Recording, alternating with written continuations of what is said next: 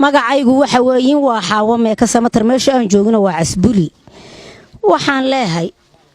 annagu haddii aan Soomaali nahay awalba waan joqomnayn waan iska joqomanayn awalba kulkilaan ku jirnay waan joqomanayn annagu Soomaali haddaan nahay awalba waan joqomanayn Itoobiyana manihin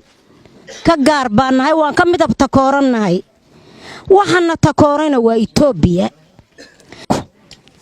cadayti iyo cundufiyo dukan waan dhaafsayno daayaran deganayn wabiga noo seeraha wabiga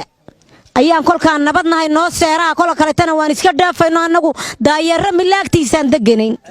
safarka yagu wuxuu ku safrayay maaragtaasay baatu baan ku safraynay Arablays baan ku safraynay waxaan ku safraynay loogiyo dhufti baan ku safraynay ya annaga canfartu nagama daba shaqadinaynin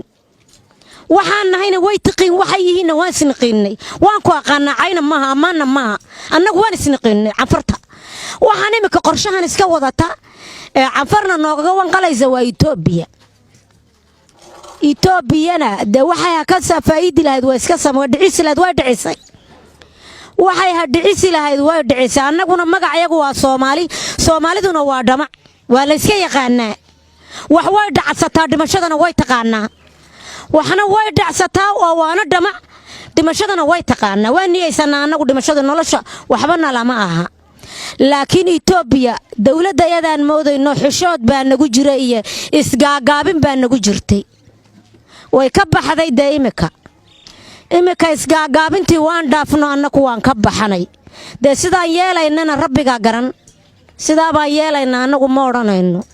laakiin sidaan fali doona rabbiga garanayo ilaahayna waan la kaashanaynaa